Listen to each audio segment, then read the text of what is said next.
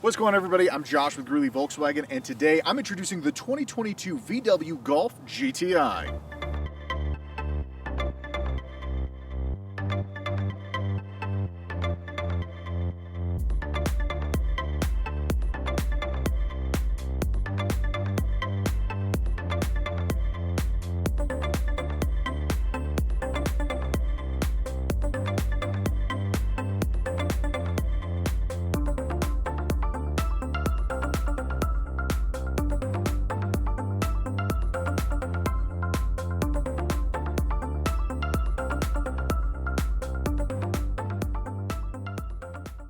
Let's get this out of the way first. If you notice that there is snow in some shots and no snow in others, that's because I live in Colorado and we had to film the Golf for a period of 2 days. With that said, the sexy video. I started phasing out the sexy videos because you, the audience, didn't seem to like them that much. But I wanted to do it for this car because the Golf GTI just blew me away. The Golf GTI has never been shy of fans. I've always known they were a premium hatchback for amateur racers, but since I never ran with that crowd, I always looked at those guys the way I look at Californians proselytizing their dining options. Nobody has better food, they say, then you realize it's just a club sandwich with a slice of avocado. I mean, it's good, but whoop-de-doo. The Golf GTI, however, earned every penny of that hype. I couldn't believe how much fun it was. Here's an example. Whee! Oh, I love my job. For those of you who don't understand my exuberance, most hatchback cars look like this and drive like a tuna can on skateboard trucks.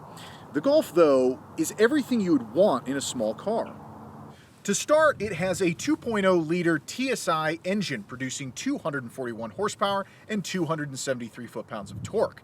To put that power in perspective, it has the same size engine as the VW Passat, but 67 more horses. Another thing that attracts small car buyers is the small hatchback trunk. This one averages around 19.9 cubic feet. Now that I've said that, I realize that that's only 0.7 less than the Atlas. So the reason why people love small hatchback trunks is because they're enormous. The Golf is packed full of amazing integrations. The interior touch-sensitive elements include everything from headlights, dome lights, sunroof, and steering wheel controls. Additionally, the Golf comes with a full digital cockpit, which is customizable and provides data ranging from G-forces, accelerator gauge, and a lap timer. This is definitely a racer's car. The bucket seats are so deep, you kind of feel like you're driving from inside a hallway. Though, when you go around sharp turns, you understand why they're there. In any other car, you'd be peeling your body off of the door or the center console. Interestingly, the Golf GTI didn't start as a race car. It was merely an upgraded version of the popular hatchback of the era. In 1974, the engineers at VW began working on a sporty version with a 1.6-liter engine producing 110 horsepower. When it was finally released in the United States in 1983 under the Rabbit banner, it brought a sense of exuberance to the relatively dead auto industry. The oil crisis of the 1970s plagued the American autosphere. Even powerhouses like the Mustang were hobbled to lifeless eco-mobiles. The GTI, on the other hand, brought both fun and economy to a population desperate for it. And as they say, the rest is history. It is difficult to really express the impact the GTI has had on American gearheads, but with a 0 to 60 time of 4.7 seconds, I can start to understand.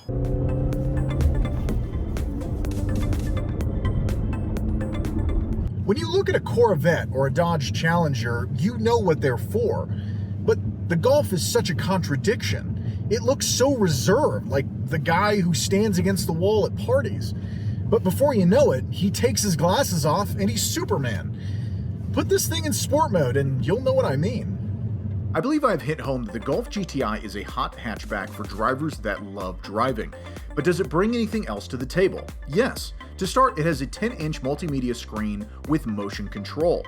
From here you have access to the Harmon Kardon premium audio system, to which you have preset sound options for the best audio hertz for the music. Next, the back seat is sufficient for 2 additional passengers.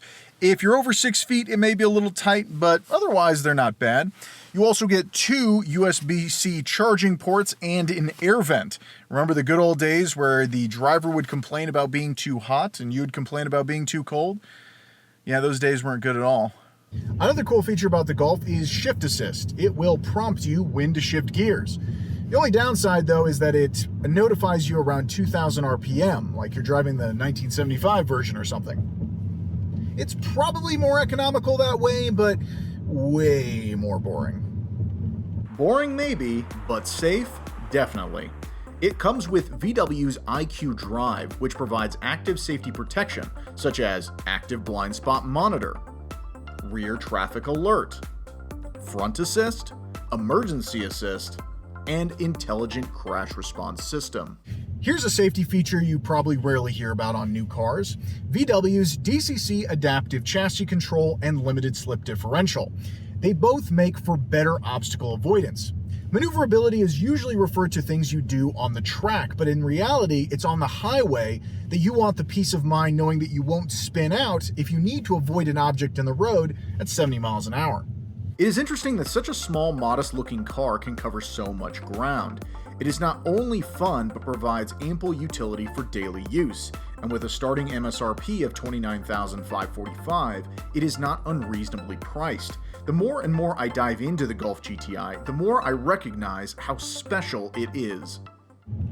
I cannot express enough how impressed I am with the Golf GTI, and I can only imagine how good the Golf R will be. It's all-wheel drive versus the GTI's front-wheel drive.